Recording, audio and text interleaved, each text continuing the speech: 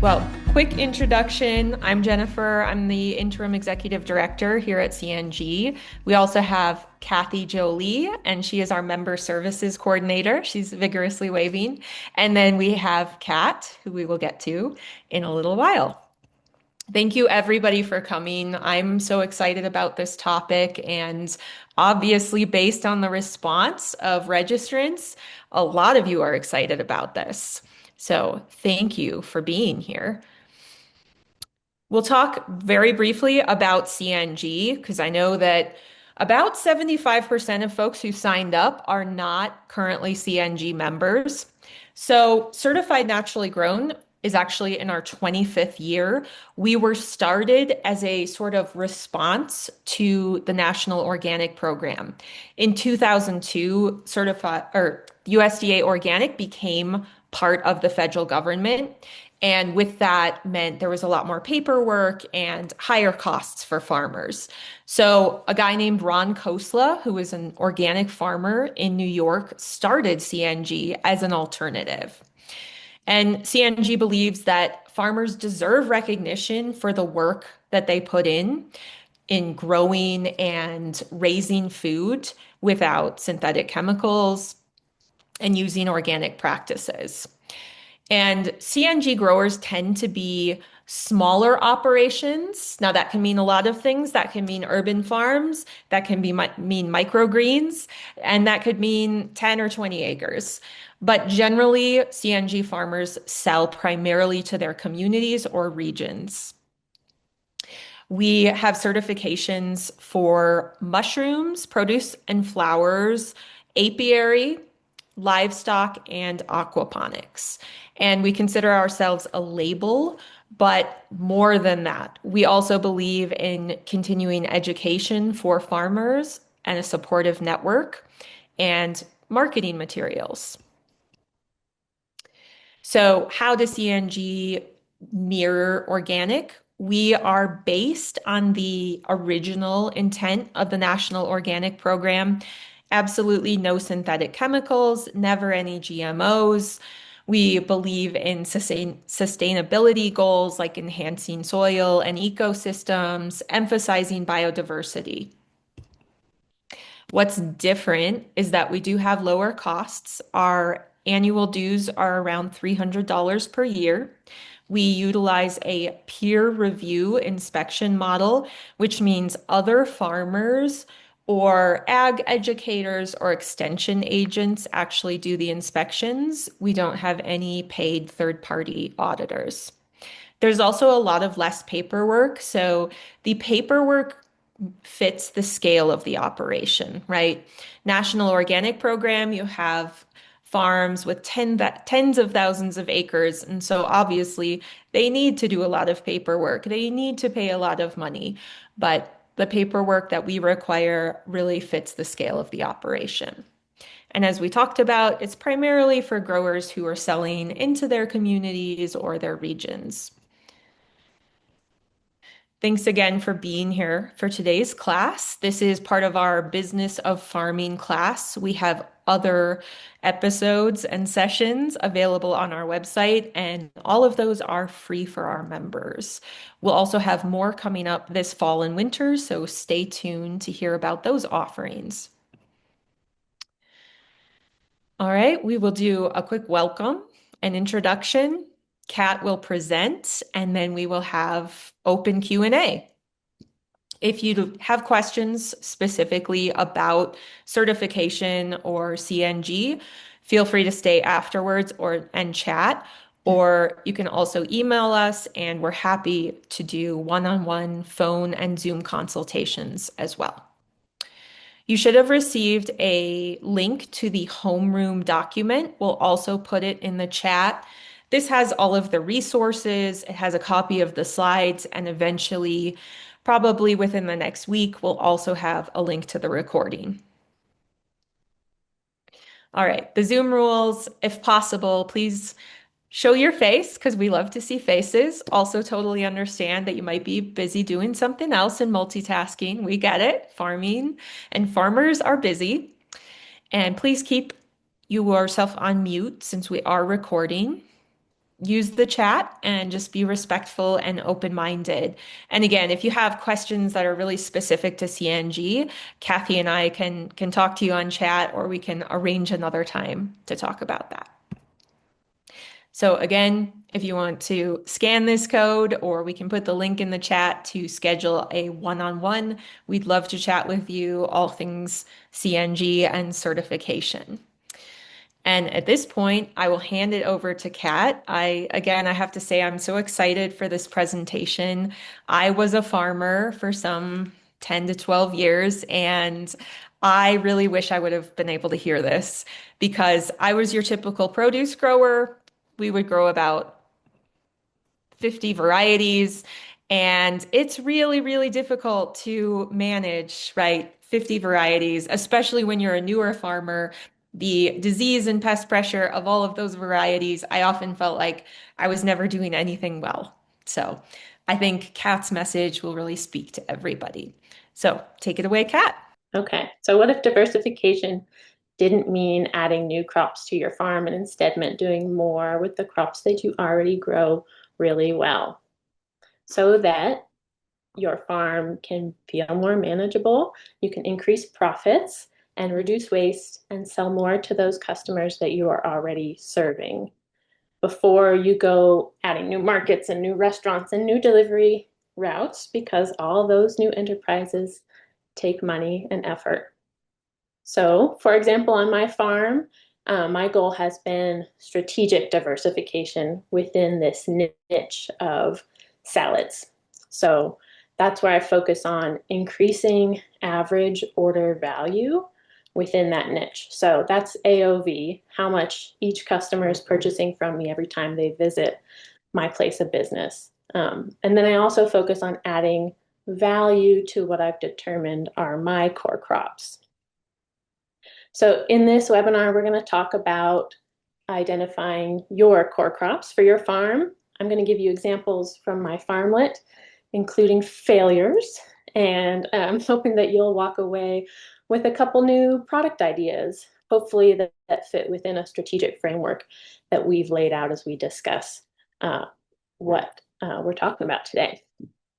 And this is important because we've got to go beyond thinking just about diversification for the sake of it and think about strategic decision making because we have full lives to lead. You guys are busy people and we can't keep giving our entire selves to the farm.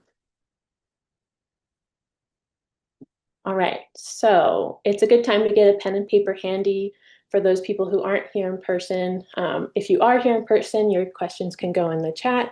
And we're going to stop along the way and we're going to try and figure out how to do Zoom breakout sessions so that this can be a little bit more personal and interactive. And I'm happy to share clarifying questions at the end too. So here we go. Who am I? I'm Kat Johnson, and this is an aerial shot of my farm in Floyd County, Virginia, in between Roanoke and Blacksburg. I've worked on farms for a little over 20 years, always organic and certified naturally grown. The current farm that I'm running is a quarter acre. It started in 2021. I've been CNG ever since. I mostly am doing direct sales. I grow salad greens. I make prepared salad kits and salad dressings. So there I am in my little niche. I do minimal wholesale. And ever since I became a mom to this beautiful little baby, I started working part-time and leaning more on hired help. So between us, it's 40 hours a week and on average $63,000 in revenue a year, always trying to make more of that number be profit. So over my years managing other farms for other people, I worked for a lot of ambitious people, and I've been that ambitious person who wanted to do it all, grow it all, learn everything, participate in it all. And growing food and raising it is so much fun, and there's so much to learn. But I got to see how doing too many things can really burn out your staff and confuse your marketing message and compromise your quality and your reputation. So when it became time for me to start thinking about my own farm business, I really wanted to take those experiences to heart and remember that I couldn't do it all. So those limitations force us to get focused and creative. and we all have limitations. Mine are different than yours, but on this little farm, space was a limitation. I don't have much land, a quarter acre. That's not much. And I was running it solo, so that's another limitation. Um, and from all that information I gathered as a manager on other farms, I'd already figured out which crops felt the most profitable in a small space. And I tried to build a business that fit those specific crops. So that's my background. And I'm not here because I have a perfect farm or I'm making the most money or I grow the most beautiful vegetables. Not at all, but I have made a lot of mistakes. And I'm excited to share what I've learned with you.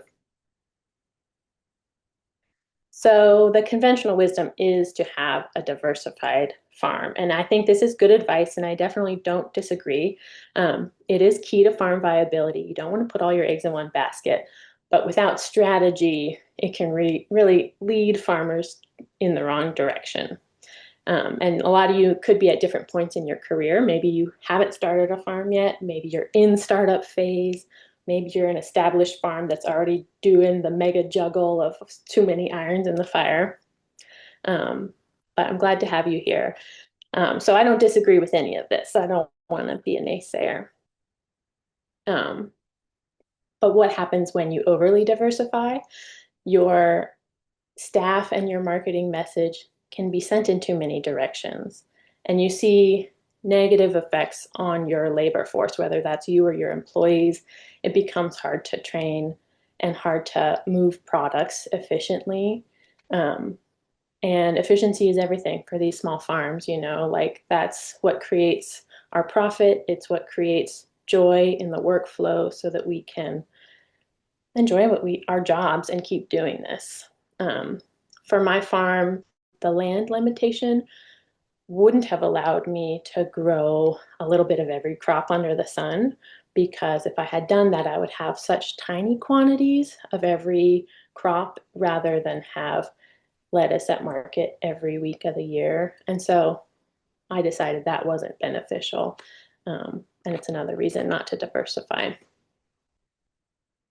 So let's talk about some of the failures along the way.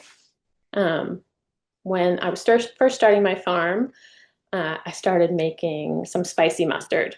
Okay, so I was making these salad dressings that you see in the photo, and one of the ingredients was mustard. So I was like, I'll package that, I'll sell that. I made a beautiful label, I brought it to market, standing under my tent that you can see in my background here that says World's Best Salads, and I'm selling mustard. So people come up and they know what mustard is. They use mustard at home.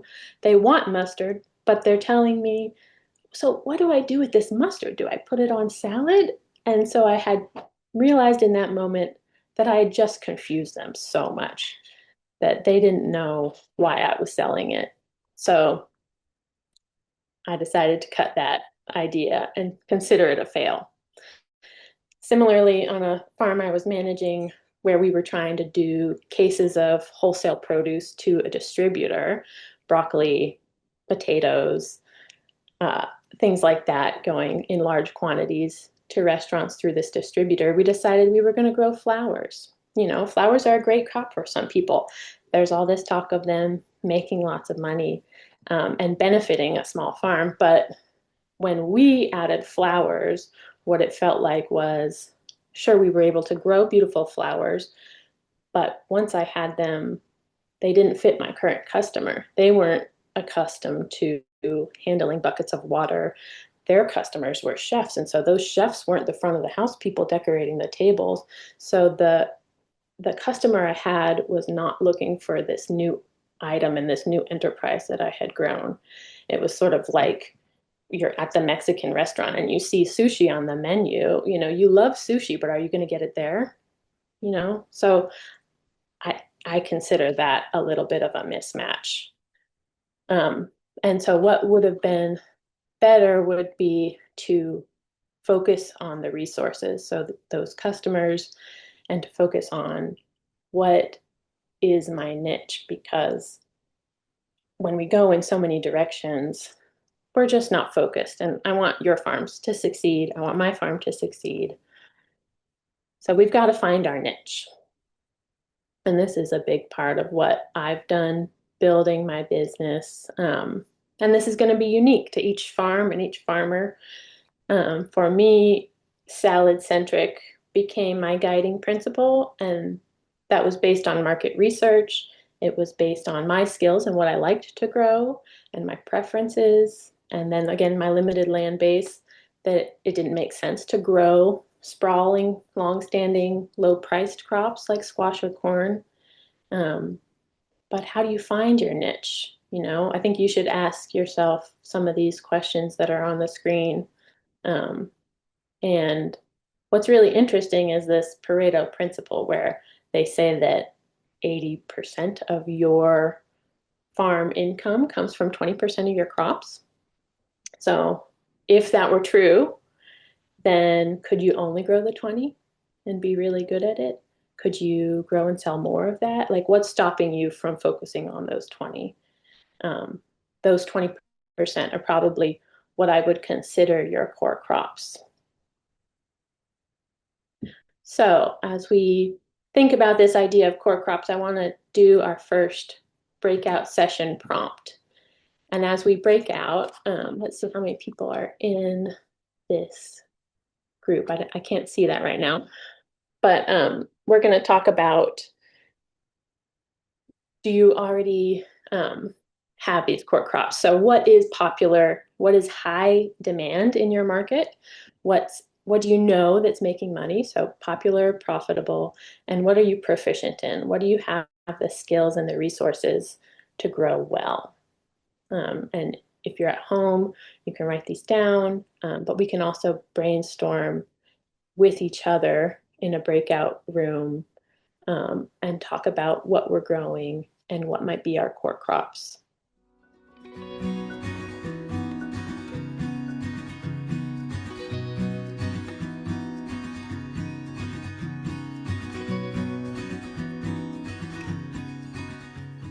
So maybe as you're thinking about your core crops, I can encourage you to think, do they fit together already?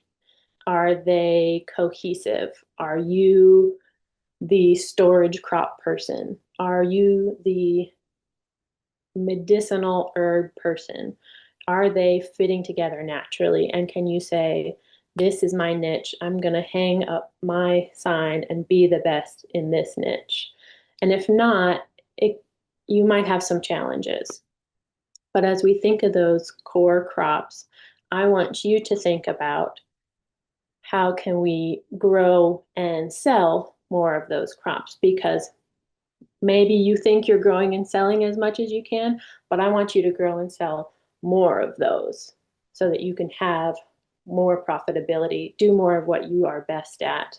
So how can we do that? I think the first place to look is the customers that you already have before you go looking for new customers.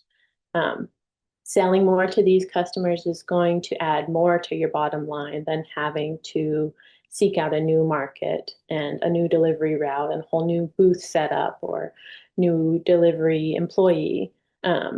So selling more to those customers you already have, increasing that average order value. So what could that look like? It might just mean uh, taking all the CNG classes and getting better at succession planning and consistency and quality in your field. It might mean new varieties of those crops you're already growing. It might mean new product blends or bundles. It might be alternate unit sizes. It might be creating a value-added product, doing packaged, doing unpackaged, doing pre-sales, memberships, subscriptions, these kinds of things. Um, and this is a photo of my farm stand, and there is a little bit of a farm stand effect, or when you have a captive audience in your online store, perhaps, where um, customers can sometimes increase their average order value shopping with you in those kinds of situations versus at the market where you are your customers are spreading out their $100 over 5 different stands. When they shop at your farm stand, you might take away that whole $100 because they've just come there to shop from your goods. So I didn't know where to put that in, but I think that is important if you're thinking about average order value It doesn't work for everyone, but it's worth mentioning. So thanks for sharing your core crops. I'll share my core crops. Salad greens are one of my core crops, and I consider sort of like a crop to be things that fit within a single growing, harvesting, marketing system. So spinach is grown so similarly to lettuce, is grown so similarly to radicchio, so salad crops. And then my second core crop is microgreens in the middle. And my third is culinary herbs. So I can talk a little bit about what I do with each of those so that I can sell the most. So why did I choose salad greens? Well, they're high value. I can do high density with my small farm. I can do fast turnover. This isn't news to a lot of you experienced farmers, but there was steady demand in retail. I could show up every week with this product and there would be demand for it, and also in wholesale. I personally really love salad greens and picking out varieties and creating those blends. And I found a way to differentiate myself just by using good branding and good labeling, and also handling the greens in such a way that their shelf life will just like blow people away so that nothing's going to waste in their fridge. And there's a lot of variety in this crop category. So I can turn salad greens into a lot of different products. So this is my sort of all the things it can become slide. So just harvesting the greens out of the field, they can become bagged greens, just single variety in those bags. I'm selling those at $7 right now for a third of a pound. Um, Adding a little bit of blending, I'm just throwing different varieties in the sink during a wash day. I can create a seasonal blend. So there's a little bit of everything that I'm harvesting that day in there. And I'll throw in some edible petals too for a little bit more color. And then that becomes an additional product that's on the table. And so if someone was just coming to buy spinach and they didn't need anything else, well, they might get something that's a little bit different because it catches their eye.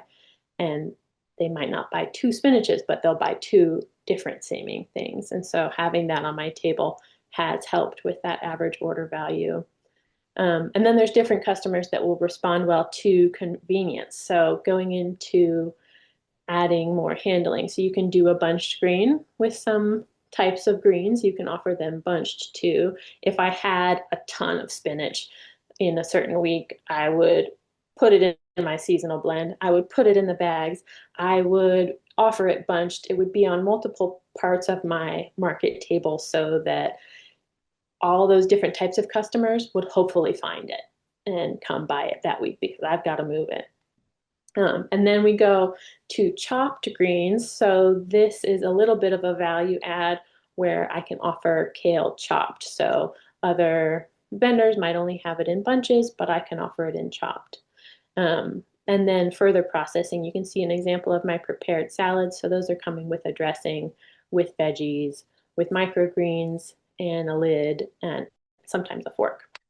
So you can do a lot of things with just one product to try to plant more of what you want to grow.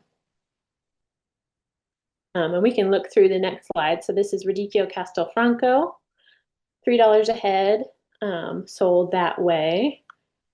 This is a great crop. It can store well in the fridge too, but I can also chop it up and I can mix it with frisee and with a Chioggia radicchio, and that becomes what I call a farm chick salad mix or a radicchio salad mix. And then I can also cut that into that seasonal blend and offer it as another product. It can also go into those prepared salad kits. So I love to grow radicchio. There's a contingent of people that like radicchio. A lot of people don't know what it is and or maybe they don't think they like it. So I can kind of stick it in and they won't notice, but I can keep growing it by putting it in there. So the salad kits are $12 like this. So that head of radicchio can be used in all these different ways, much like a head of lettuce could be presented in all those different ways too. So that was my core crop of salad greens. Next, we're going to do microgreens as one of my core crops. Similar reasons I grow microgreens. as the other types of field-grown greens, and I had the extra space in my propagation greenhouse to utilize. Um, and again, I'm differentiating myself with some branding and packaging and having really, really good shelf life. Um, and there's a lot of different varieties you can grow in microgreens. So up in the upper left-hand corner, I can package just broccoli in one container and just pea in another and just sunflower. And then there are people who like those, but sort of like the introductory level impulse purchase is the one that has a little bit of everything in it. And that gets people trying it. It gets people who are on the indecisive side, or maybe they're budget conscious, they might go for that one. Or they might go for it because I put a pansy in there. And all I had to do was pick one pansy and plop it in there face up, and that is what catches their eye and makes them go, I've got to have it. So microgreens are great for that. At one point, I was doing a grow your own microgreen kit because I was already, had all of these materials on hand. The microgreens go into the prepared salads too because it gives it that expensive value, high perceived value impact. A lot of times they're colorful and they're dainty and they have a special texture and flavor. So all that adds value to the prepared salads as a product itself. Um, and at one time, I offered weekly subscriptions, so folks were getting a half pound of a little bit of everything and edible flowers in a reusable container. Um, and what's great about these products where I'm blending multiple different crops into one package is that farming is so variable, and you can think you're going to grow 25 pounds of lettuce every week and it's going to be 25 pounds every week, but really it's like this. And so you have too much and you have too little. And so these blends are really a way to eliminate overproduction because you can sort of hide a lot of spinach in one, or you can hide a lot of really overgrown pea shoots in your blends.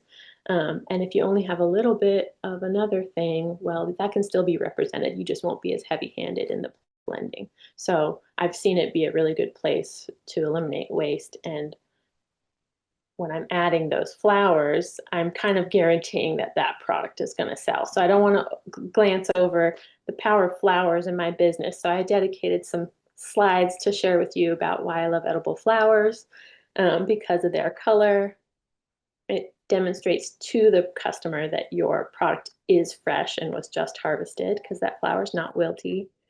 They're whimsical, and it creates this point of engagement. People come up and say, oh, I've seen those flowers. Those flowers are edible. Can we talk about the flowers? So now we're having a conversation about the flavors and the scents and the colors of the flowers and how much fun it is to feel like a fairy when you eat your salad. So other photos of the microgreens being packaged and sold. I've definitely experimented with packaging shapes and sizes and labels, trying to make a cost-effective packaging for me, but also a visually pleasing package for the customer along the way. The last of the crops that I consider my core crops is culinary herbs as a category. They are pretty high value per pound, and I planted this little north-facing field on my farm in perennials because it was not performing well for the annuals and the shadiness of this patch. So that's what I've been using that patch for. And then I also do a little bit of annual herbs like dill, cilantro, and basil as well. And those become these products. So on the left, the clamshells, again, we're doing single varieties, but it's also great when I can blend these herbs and create a gourmet blend or any special kind of cuisine blend. Maybe it's for a different kind of cooking methodology or goes with a recipe or something like that. If I have overabundance, I might be doing bunches, so not packaged, because sometimes that catches someone's eye differently. I might be doing clamshells as well because those don't wilt by the end of the market. And then if the perennials are flowering, sometimes those flowers lend themselves to edible flowers to be sold as garnishes too. I do a lot of pesto as well, so the basil is being turned into pesto that can be frozen and sold that way. I can grow basil really well, but there's a limit to how much I can sell fresh at market. So how can I grow more of that high value crop and move it? And the answer was pesto. We can look at more photos of herbs in my operation getting packaged up. I did some plugs and plant sales this year, which have been really great. Growing basil balls, some perennial herbs. This is the Renvaden sorrel, which again will add color and sort of that high perceived value to some of my offerings.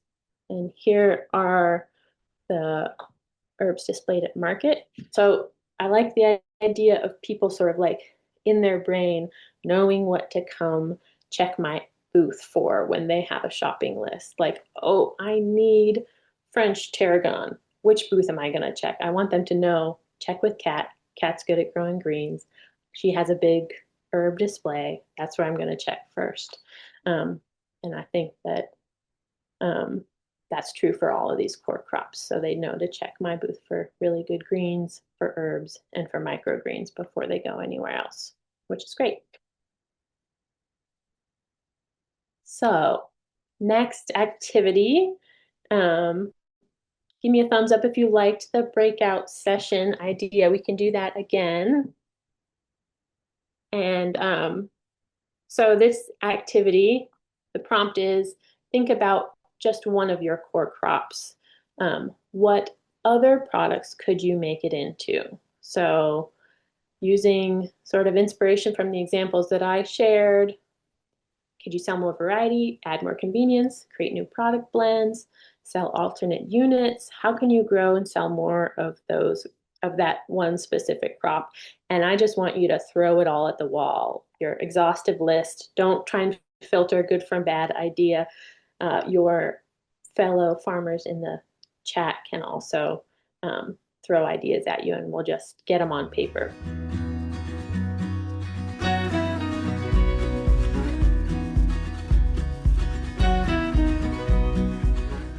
Thank you for participating in those breakout sessions. We have one more after this. So thinking about those ideas, perhaps you came across one that might require more licensing in order to create that product legally. I definitely have come across things in my lineup of products that require special licensing, so we can talk about that. The things on the page would all need some sort of license to make. You guys are all over the country, so it's going to be different in your state, but essentially, as farmers, we're allowed to produce what's called a raw agricultural commodity. We're allowed to harvest it, to trim it, and sell it. And doing anything more like cutting it in half or chopping it or preparing it or mixing it with salt or whatever, it takes you into this other realm. So in Virginia, with my packaged salads that have a lid and a label on them, I'm inspected under the Virginia Department of Ag and Consumer Services. If I were to have like a salad bar at my market or a restaurant like that, I would be inspected under the Virginia Department of Health. So maybe in your state you have two organizations as well, but you're going to have to start asking around and make friends with the folks that are doing inspections. Say what you want to do, be upfront, and find out how to do it legally, because often it's just a matter of asking enough questions to get yourself in the door so you can figure out where the wiggle room is so that you can do what you want to do. And value added products like this are a great thing to do because it enables you to find that bigger or that better market or sell more months of the year. Having preservation is a way to reduce your waste, and it certainly differentiates your farm. I know I wouldn't have gotten into the amazing market that I get to attend if I had just been growing produce, but because I was offering salads, they saw me as a different kind of business that was going to serve a customer base differently. And I think that that's been true. And it might make your marketing easier because talking about sweet, salty, flavorful, these kinds of words just get people wanting to eat and wanting to buy your product. And it sounds convenient to them to not have to figure that out. But you also might qualify for value-added producer grants, which are out there for folks that are taking a raw agricultural commodity and making it into something more. But that doesn't have to be too complicated, even for the value-added producer grant. It can just mean washed. It could just mean chopped, dried, preserved, bundled. That can be enough, portioned and peeled. So yeah, value-added products are a big topic that CNG is addressed in another class. And I will reiterate that you cannot add value without adding labor. So be careful in thinking that it's like a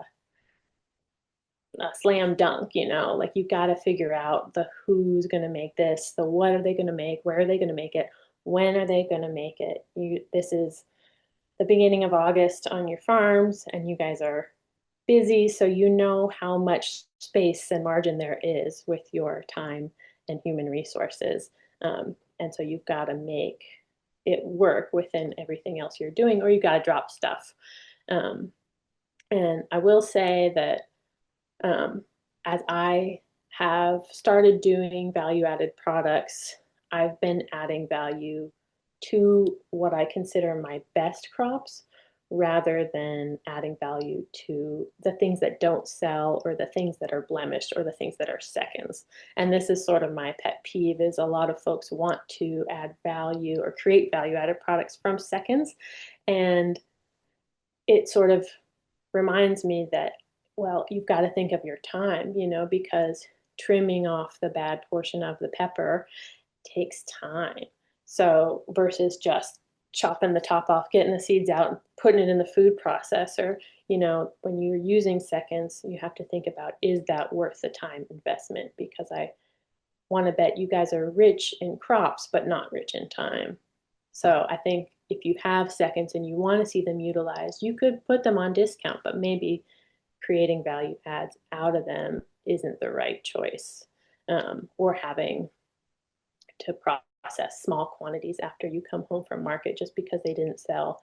Those crops aren't going to be the best quality, and you're going to have to do lots of tiny batches instead of streamlining and doing that mega batch and having a lot of product on hand as a result of that effort you're putting in. So yeah, that's my pet peeve. Um, so that takes us to the next breakout activity where we're going to look at that crazy list where you were just throwing everything at the wall, and we're going to try and hone it down into a strategic framework. So which ideas are viable? How do you figure that out? Well, you know what financial, physical, and human resources you have available on your farm. What fits into that existing market? What fits into your workflow? Do you have time on a Wednesday to make a product? Do you not have any time at all and you would have to hire a new person? Um, is there something that you could do on that list that would take very little investment for you to create a test product for market, a minimum viable product or an MVP? Maybe there's some low hanging fruit, just thinking about when you have a lot, varying your package sizes could be something you want to try. But um, we can do a breakout activity again on that topic. Try to put your ideas to the test of this strategic framework.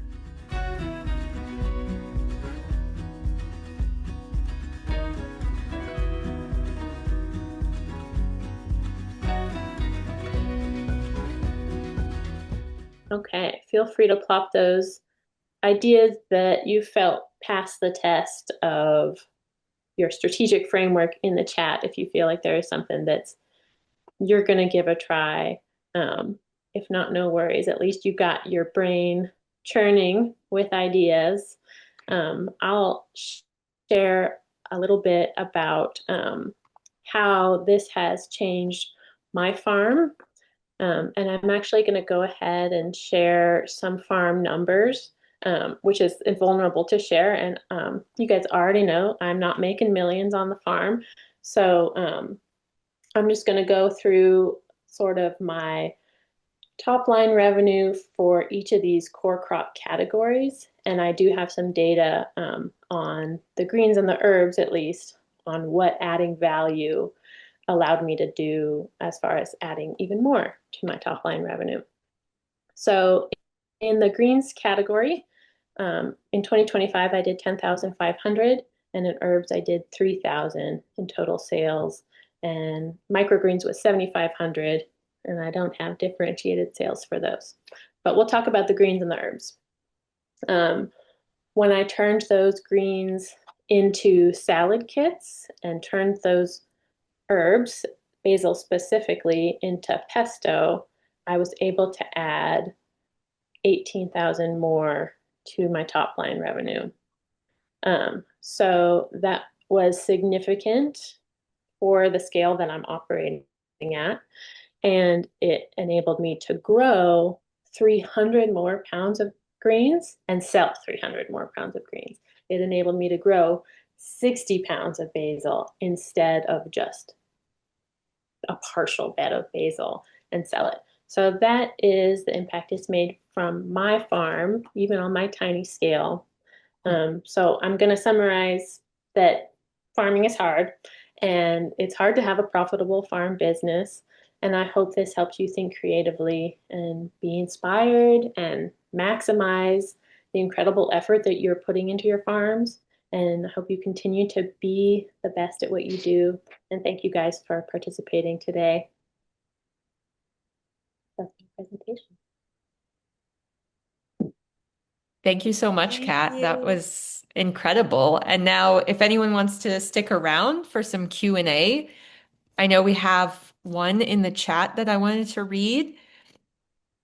Wesley asks, how do you grow lettuce well in August in Virginia? I'm also in Virginia and it bolts and gets bitter.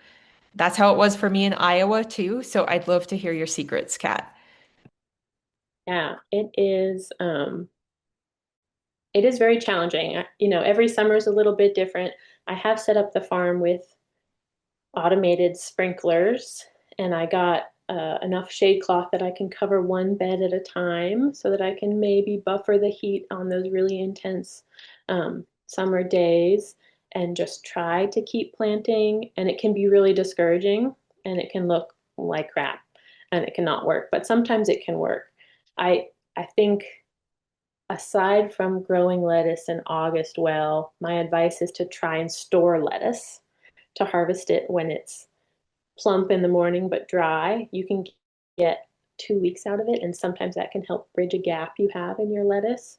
Um, and then I'm also growing other things like baby greens mix and the radicchio that do really well in that August heat so that I can try to have something else to get people's attention while the lettuce is looking ugly. But yeah, it's looking ugly on my farm right now, if I'm being honest. But 2 weeks ago it was amazing. It was like the most beautiful lettuce I've ever grown. Awesome. And Ben would love to know where she gets the packaging with the brown bottom and clear top, and if it is biodegradable. It's not entirely biodegradable. It's lined with PET plastic, but it's significantly less plastic at least. And it's from Webstraunt's store. And the brand is Choice. Okay. And then on that note, Rich and Cindy, for your labels, are those pre-printed or do you print them at the farm? Yeah, I pre-print the background, which is the color portion, and then I print the black text on top of that on a harvest day. So I can change my weights and my harvest date or my trace back code, and I can sort of make up new products that way too. I can say, this is the fairy sprinkles, or this is the, I don't know, cat special for the week. And that gives me some customizability. And there's a YouTube video in the document that shows label making on my farm. Oh, perfect. And we'll make sure to put that in the link or in the chat as well. And then Rich and Cindy also wondered, and I don't know if you give out this information about the profit or profit margin on your farm. Yeah, I would like it to be 10%. If I'm being honest, having a child and starting a family really changed a lot of how much I was able to invest time-wise in the farm. So we kind of went down to zero for the last 2 years, and I'm hoping to be back up to 10% and hopefully better in the future. But the economics change when you're a mama and a solo business owner. So Yeah. that's primarily from having to hire labor, it sounds like. Yeah, and Mostly. having Okay. less labor, yeah, and having to hire a babysitter when you work. It's all complicated. For sure. Let's see. Ashley, how many days before market do you harvest and how do you keep things fresh for the market? She said she knows it depends on the produce, but overall, what's your strategy there? Yeah, I used to harvest on a Friday, and this season I've moved it back to Thursday because everything was just as fresh, but it gave me a window of opportunity to harvest and wash everything Thursday and then have everything washed and ready to prepare into the prepared salads on Friday. And then gave me a little bit of a window to deliver on a Friday if I needed to deliver to my wholesale accounts before market day on Saturday. So my workflow is Thursday harvest, Saturday salad kit prep, remaining harvest tasks also happen on that day too, and then Saturday market. Great.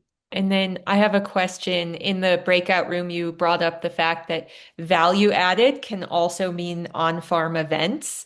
So I'm curious, how have you done any value added events? Have you turned salad into an event on your farm? I've tried. So I took one of the CNG classes.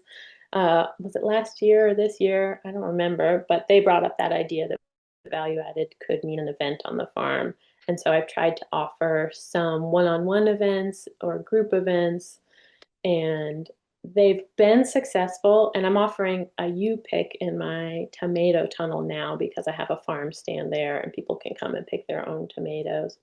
So I am dabbling in it, but more of what I've learned from that dabbling is that I don't have the time. And so I think it's one of the things that I just can't focus on in order to do it right and give it the time and energy and the marketing and my personal focus and energy that it would need to be a success. Yeah, that makes sense. And let's see, Ben has a question. Can you speak a little about your labor breakdown for your value added products? How much labor did you have to add versus the return in revenue? Yeah. So I have a few numbers in my head. One is that like for salads or for my bottles of dressing, um, which are 8-ounce bottles that I sell for $10, and the salads are 12. In both of those, I'm budgeting for $1 worth of labor in each unit that I'm selling. And sometimes, based on batch size or how well the day is going or not going, um, the labor might actually vary, but I'm budgeting for a solid dollar in that product. So yeah, that gets better when we're doing giant batches. Really, I don't know if that answers your question. And then I have a question about the pesto. Do you freeze it or is it always just sold fresh? I do freeze it and then I Okay, sell it at market frozen. It stays frozen in a cooler throughout the market, which is great. Yeah. awesome.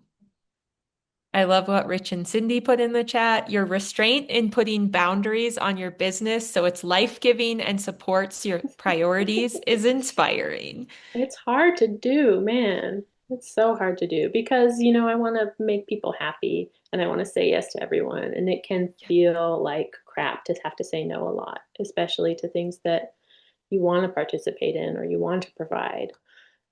That's hard to do, but I hope you guys do it a little bit. Definitely. And something else that came up is you're on about a quarter of an acre, is that correct? If you had the labor and the bandwidth, do you feel like if you doubled your operation, you have the demand to support that? Yeah, yeah. If I had the land and the labor, I think the demand is there. Um, but I might need to start going further out. There's not a lot of people in my area, but I think I would need to add a delivery route to serve people that aren't coming to market, whether that's at grocery stores or subscription model or home delivery or something like that. Amazing. It's really cool to see what you've built. And I encourage everybody, if you're on social media, Instagram, Facebook, follow Kat because I love seeing her market photos every week. Oh, thank you, Jennifer. And thank you for the invite to participate in this. Of Amazing. course. Yeah, we're so happy you did. And if there aren't any more questions, I did put the link to the homeroom in the chat. And again, that has the slides. So if you want to revisit and kind of go through everything again, I'll also put a link in the chat for a one-on-one consultation if you want to chat about your operation and whether it might be a good fit for certified naturally grown. We'd love to do that. Is there anything else before we depart? Thank you, Wesley. Yeah, thank you all for showing up, and thanks again, Kat, for this great topic. And thanks, Kathy, for running the tech. All right, have a good night, everybody. Thank you.